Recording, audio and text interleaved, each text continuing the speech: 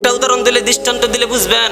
আল্লাহ রসুল যখন দেশ পৃথিবী শাসন করছেন, সাহাবায়ে কেরামদেরকে দাড়ি লাগাইছেন, নামাজ পড়াইছেন, কালিমা পড়ে মুসলমান বানাইছেন, শিরিক তাগুত কুফুর থেকে ফিরাই আনছেন, মূর্তি পূজার থেকে ফিরাই আনছেন।